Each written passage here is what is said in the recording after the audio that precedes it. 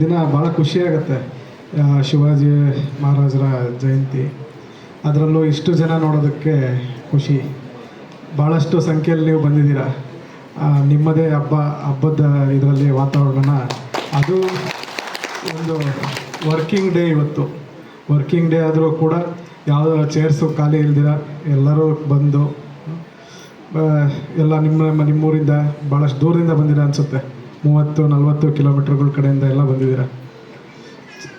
ಛತ್ರಪತಿ ಶಿವಾಜಿ ಮಹಾರಾಜ್ ಬಗ್ಗೆ ಹೇಳೋದಾದರೆ 18ನೇ ಸೆಂಚುರಿಯಲ್ಲಿ ಇರ್ತಕ್ಕಂಥ ಗ್ರೇಟೆಸ್ಟ್ ವಾರಿಯರ್ ಅವರು. ಭಾರತ ಕಂಡಂಥ ಕೆಲವೇ ವಾರಿಯರ್ಸಲ್ಲೂ ಅವರು ಕೂಡ ಒಬ್ಬರು. ಏನು ಈಗ ನಾವು ದಕ್ಷಿಣ ಭಾರತದಿಂದ ಇಷ್ಟು ಪ್ರಾಮುಖ್ಯತೆ ಇದೆ ಅನ್ನೋದಕ್ಕೆ ಮುಖ್ಯವಾದ ಕಾರಣ ಶಿವಾಜಿ ಮಹಾರಾಜರೇ. ಮೊಘಲರ ವಿರುದ್ಧ ಯುದ್ಧ ಮಾಡೋದಾಗಿರ್ಬೋದು, ಅದೇ ರೀತಿ ನಮ್ಮ ಸುತ್ತಮುತ್ತ ಇರ್ತಕ್ಕಂಥ ಕೆಲವು ರಾಜರ ಮೇಲೆ ಯುದ್ಧ ಮಾಡೋದಾಗಿರ್ಬೋದು. ಅದರಲ್ಲೂ ಅವರ warfare technique, guerrilla warfare techniques ಭಾಳಷ್ಟು ಫೇಮಸ್ಸು.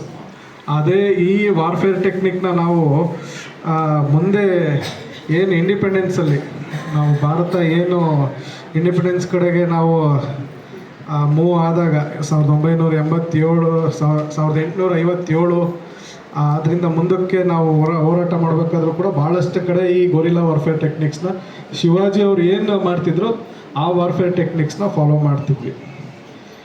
ಈ ಶಿವಾಜಿ ಅವ್ರದ್ದು ಫೆಸ್ಟಿವಲ್ಲು ಕೂಡ ನಾವು 1895 ಸಮಯದಲ್ಲಿ ಕರೆಕ್ಟ್ ಆದರೆ ಇದನ್ನು ಕೂಡ ಅಲ್ಲಿಂದನೇ ಸ್ಟಾರ್ಟ್ ಮಾಡ್ತೀವಿ. ಒಂದು ನ್ಯಾಷನಾಲಿಟಿ ಅನ್ನೋದನ್ನು ಬೆಳೆಸೋದಕ್ಕೋಸ್ಕರನೇ ಶಿವಾಜಿ ಅವರ ಫೆಸ್ಟಿವಲ್ನು ಕೂಡ ನಾವು ಮಹಾರಾಷ್ಟ್ರದಲ್ಲಿ ಹಮ್ಕೊಳ್ಳೋದು. ಅದು ಮುಂದೆ ಭಾರತಕ್ಕೆ ಕೂಡ ಹಬ್ಬುತ್ತೆ ಅಂತ ಗ್ರೇಟೆಸ್ಟ್ ವಾರಿಯರ್ ಅವರು. ಸೊ ಇವರು ಹಾಕಿರ್ತಕ್ಕಂಥ ಪ್ರಿನ್ಸಿಪಲ್ಸ್ ಏನಿದೆ ಆ ಪ್ರಿನ್ಸಿಪಲ್ಸ್ನ ನಾವು ಇವತ್ತಿಗೂ ಕೂಡ ಸ್ಮರಿಸ್ಬೇಕು ಮತ್ತು ನಾವು ಅದೇ ಹಾದಿಯಲ್ಲಿ ಕೂಡ ನಡ್ಕೊಂಡು ಹೋಗಬೇಕು. ಏನು ಡ್ಯಾಶಿಂಗ್ ಡೇರಿಂಗ್ ಆಗಿರ್ತಕ್ಕಂಥದ್ದು, ಯಾವ ಸತ್ಯ ಇದೆ ಅಂದರೆ ನೇರ ನುಡಿ ಇರಬೇಕು. ಈ ಥರದ್ದೆಲ್ಲ ನಾವು ಅವರು ಹಾಕಿರ್ತಕ್ಕಂಥ ಪ್ರಿನ್ಸಿಪಲ್ಸಲ್ಲಿ ನಡ್ಕೊಂಡು ಹೋಗೋಣ ಅಂತೇಳಿ ನನ್ನ RRS ನ್ಯೂಸ್ ಗೌರಿಬಿದನೂರು ವರದಿ. ನಗರದ ಮಿನಿ ವಿಧಾನಸೌಧದಲ್ಲಿ ಛತ್ರಪತಿ ಶಿವಾಜಿ ಜಯಂತಿಯನ್ನು ಅತ್ಯಂತ ಸಡಗರ ಸಂಭ್ರಮದಿಂದ ಆಚರಿಸಲಾಯಿತು. ತಾಲೂಕು ಆಡಳಿತದ ವತಿಯಿಂದ ಹಮ್ಮಿಕೊಳ್ಳಲಾಗಿದ್ದ ಈ ಕಾರ್ಯಕ್ರಮದಲ್ಲಿ ತಾಲೂಕಿನ ಪ್ರಮುಖ ಅಧಿಕಾರಿಗಳು ಭಾಗವಹಿಸಿ ಶಿವಾಜಿ ಮಹಾರಾಜರ ವೀರಗಾಥೆಯನ್ನು ಸ್ಮರಿಸಿದರು. ಕಾರ್ಯಕ್ರಮವನ್ನು ಉದ್ದೇಶಿಸಿ ಮಾತನಾಡಿದ ಗೌರಿಬಿದನೂರು ತಾಲೂಕು ತಹಶೀಲ್ದಾರರಾದ ಅರವಿಂದ್ ಕೆಎಂರವರು, ಭಾರತದ ಅಸ್ಮಿತೆಯನ್ನು ಕಾಪಾಡಲು ಮತ್ತು ದೇಶವನ್ನು ಬಾಹ್ಯ ಆಕ್ರಮಣಗಳಿಂದ ರಕ್ಷಿಸಲು ಶಿವಾಜಿ ಮಹಾರಾಜರು ನಡೆಸಿದ ಹೋರಾಟಗಳು ಅವಿಸ್ಮರಣೀಯ. ಅವರು ಕೇವಲ ಒಬ್ಬ ರಾಜನಾಗಿರದೆ ದೇಶಪ್ರೇಮದ ಪ್ರತೀಕವಾಗಿದ್ದರು ಎಂದು ತಿಳಿಸಿದರು.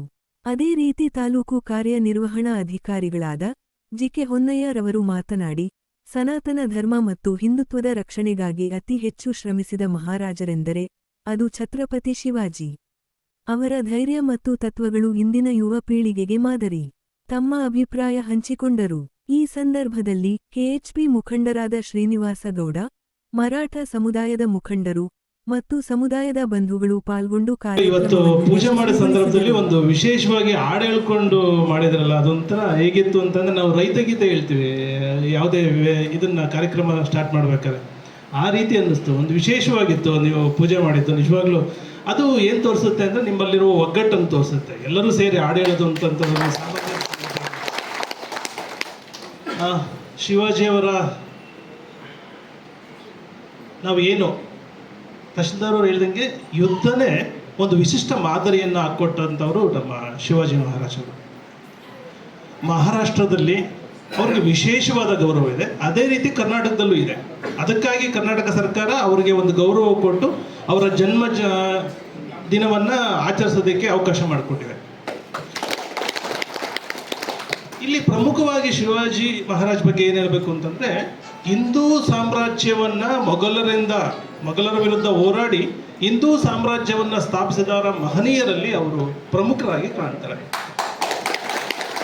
ಅವರಿಗೆ ಹಿಂದೂ ಸಮುದಾಯದ ಬಗ್ಗೆ, ಸಾಮ್ರಾಜ್ಯದ ಬಗ್ಗೆ ಅತೀವವಾದ ಆಸಕ್ತಿ ಇತ್ತು.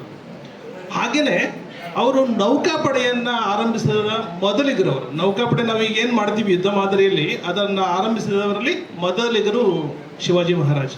ಅದಕ್ಕೆ ಅವ್ರನ್ನ ನೌಕಾಪಡೆಯ ಪಿತಾಮಹ ಅಂತಲೂ ಕರೀತಾರೆ.